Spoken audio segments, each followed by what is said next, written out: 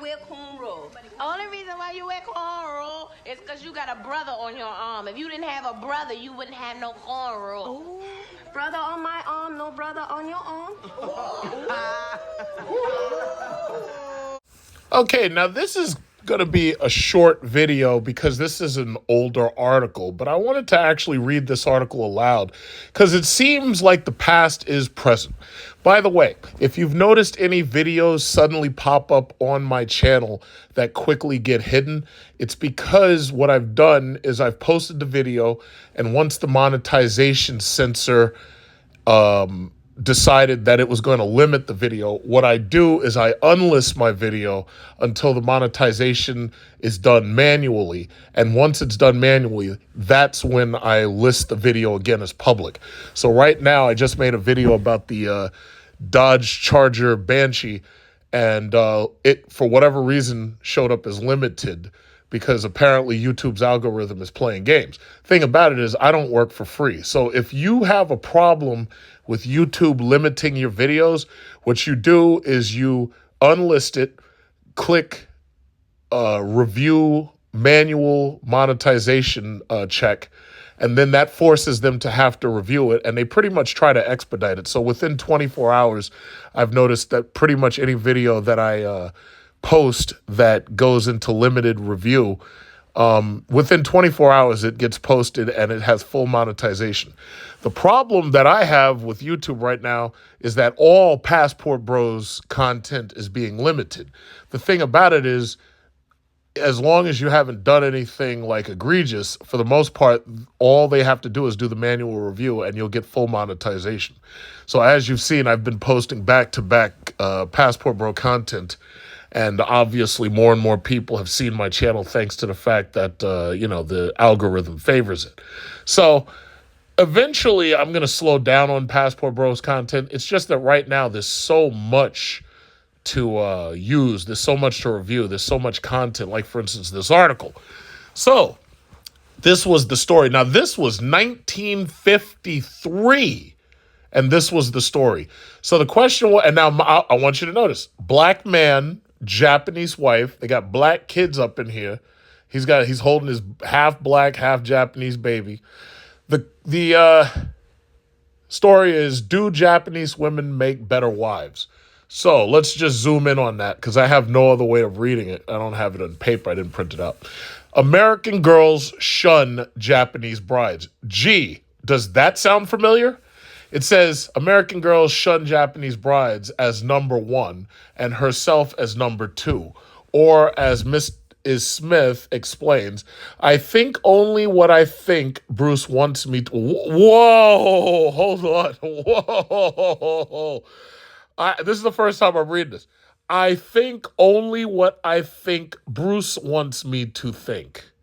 That kind of thinking, say critics of Japanese wives, is spoiling our men. Wow. Actually, American women have nothing to fear from Japanese women. For only little more than 6,000 servicemen married Japanese girls, servicemen being in the military. But there was still 6,000 servicemen who actually married Japanese women. Now, if this was 1953 that this story was made, then obviously we're coming right off of World War II.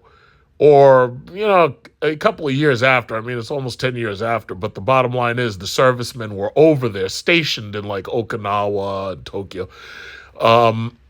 It says... And I want you to also notice the language that they used back then. It says, for only little more than 6,000 servicemen married Japanese girls. They didn't say Japanese women. They said Japanese girls. Just how many of these were Negro servicemen and how many brought their wives home is subject to guess. Bear with me because it's a little hard for me to see certain parts. It's a little bit blurry. But jealousy has flared up in this sounds familiar. But jealousy has flared up in American women, especially in cities like Indianapolis, where a substantial number of Japanese Negro families have settled, taking the what have they got that we haven't got attitude. Where have I heard this before?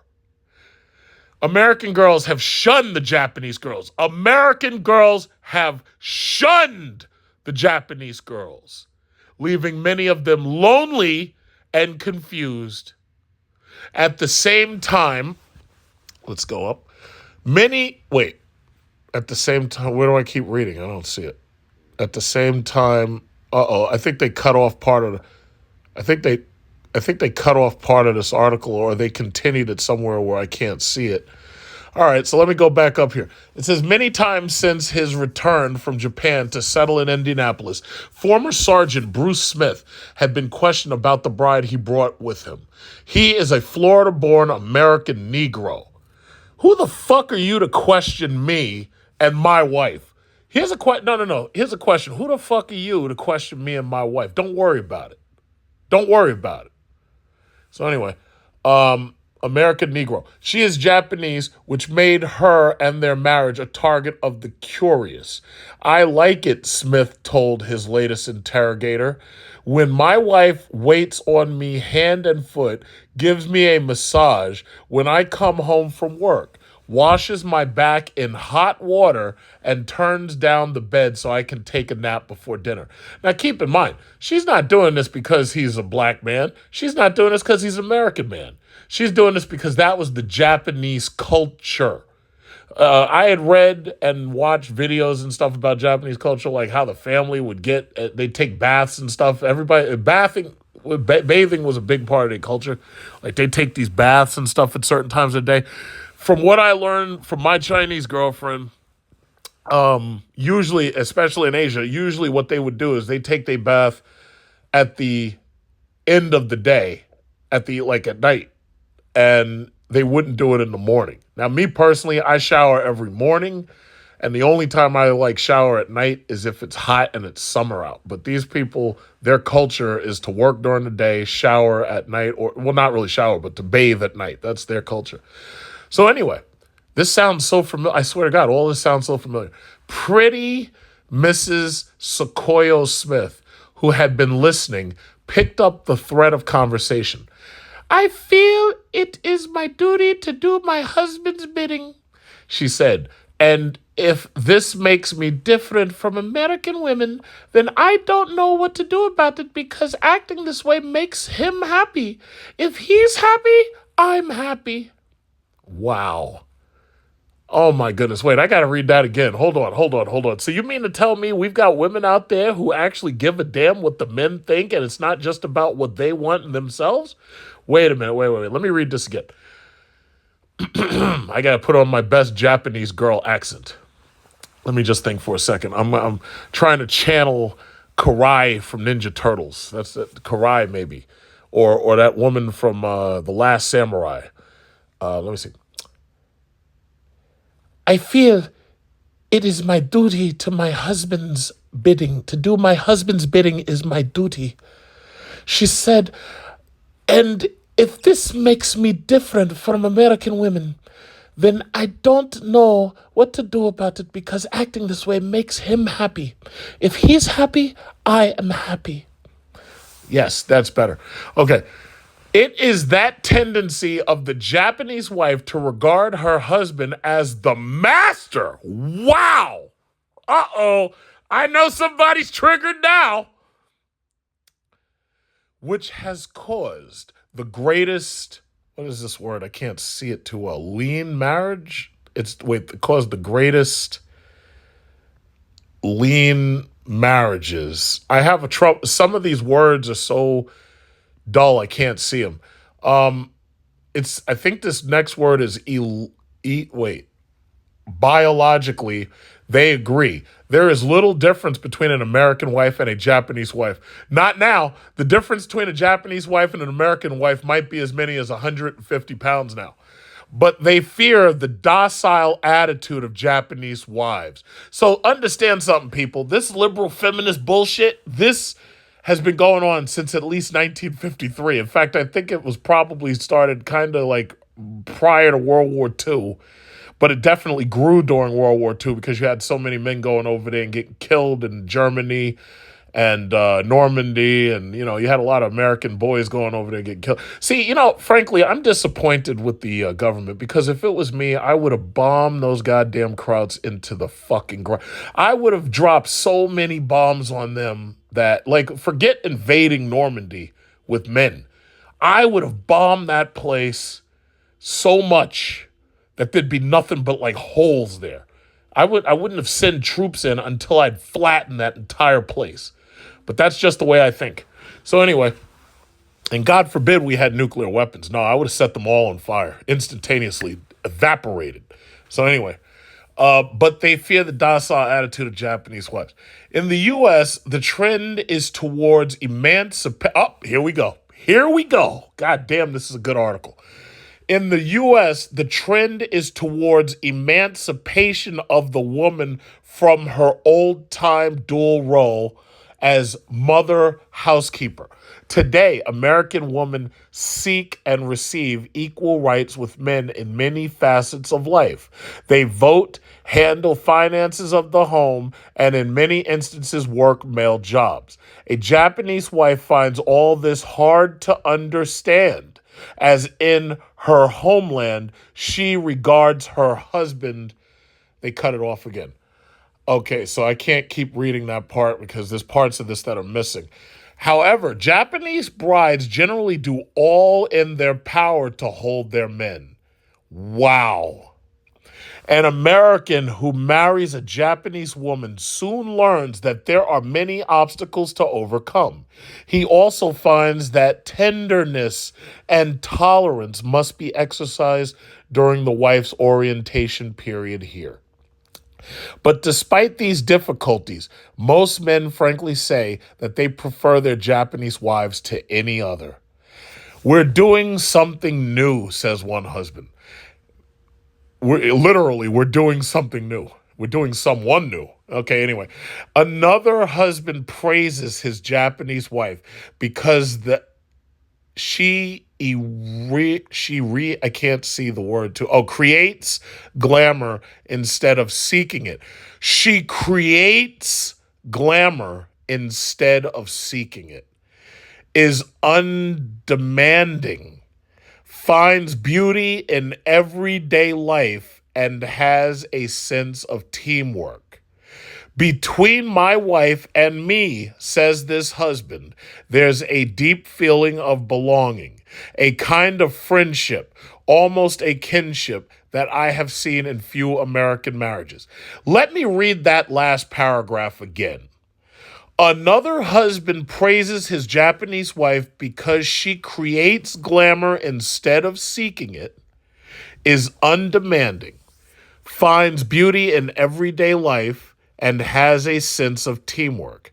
Between my wife and me, says this husband, there's a deep feeling of belonging, a kind of friendship, almost a kinship, that I have seen in few American marriages. So we got a couple of photos over here. Teruko Shimizu, wife of James Mutter, I can't see that word too well, has only a few women friends because the American women shunned her. The American women shunned her. Now, here's my question. What happened to all of that feminist bullshit that they were talking? So, yeah, that's the story. So, Yoko Nakado Smith spends evenings home with husband Bruce. So that's the story right there, everybody. The American women shunned Teruko Shimizu. I think that's Shimizu. The American women shunned her. Now, here's a question. What happened to all that liberal feminist bullshit about believe all women and protect all women and everything? So you mean to tell me that the men brought her home and the women refused to speak to her because they didn't like the fact that she was so nice? Let me explain very, very simply, because I'm not going to make this too long, because I've pretty much said the same thing in another video somewhere. All these women are concerned with is their own reproductive freedom. I've said it before. When I think about these women, I think about the queen alien in the movie Aliens and pretty much all of the AVP movies. The queen alien is only interested in one thing. She wants to move into your colony area. She wants to set up her brood next to the atmosphere processor, and then she wants to start laying her eggs. She doesn't care about anything else. She doesn't care about anybody else. Those aliens jump on your face. They parasitize you. They don't care about how much pain it puts you in. And this is specifically for the cleanup bros because, her eggs, she expects you to take care of her eggs. And they jump on your face and they use you for your resources, your physical resources. They don't care how much they hurt you. And then at the end of the day, what does she do? She sticks her tail in your back and splits you in half. That's exactly what I think about these. I think they're parasites. That's exactly what it is. They want to use you. They want to use your resources. That's what it's come down to. And the reality is, what are they offering? It's one thing if you want to, it's one thing if you want somebody to take care of you and this, that, and other. But the thing about it is, what are you bringing to the table? The issue is nothing. What are you bringing to the table? Debt? You got a PhD, but you're in $40,000, $50,000, $60,000 worth of debt. Who do you expect to pay that? Why should anybody be on the hook for that debt but you? See, right now, what's so funny? They're trying to figure out ways to hide the truth in the credit industry. They're trying to hide the truth. They know that these people's debt-to-income ratios are completely fucked up because of these student loans. So Biden has, from the time he got in office, has been lobbied to get rid of the credit rating system.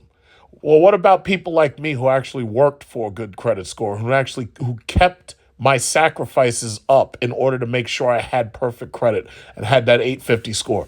No, what they're trying to do is they're trying to use you in order to get to your resources. And once they've got their hooks in you, they can do whatever they want. They could divorce your ass, take half your shit, and then they can go, even if they already have your kids, they can go and they can be with somebody else. So they can not only be with somebody else, but they can be with somebody else far away from you, and you're still paying for it till the kid's 18 or 20.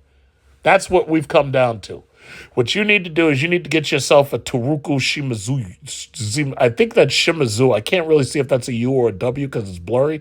Or you need to get yourself a Sequoia Nakata right there, just like this black brother did. Sequoia Nakata Smith. The past is present, everybody. The past is speaking to us. The Passport Bros have been winning since 1953. Who is this guy right here? Terry Clemens and his wife. What's his wife's name? I can't see this. Atamzada,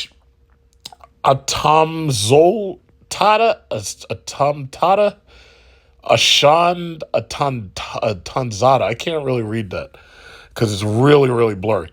But yeah, let me tell you something. Passport Bros are going to win this. We're going to win it. We are the chosen by God to win this. We are going to win this. We're winning this already. We're going to win this. The Passport Bros, we're going to have our families. We're going to have our foreign. And we're going to have ourselves wealth, intergenerational wealth. And we're going to birth the next generation of Tiger Woods and Naomi Osaka's out there. We're not having this Pookie Ray Ray nonsense. We're not going to be parasitized at home. We're not going to be taken advantage of. It's not going to happen. We're going out there and we're going to get some. You can't hear what she said? Good, you married me.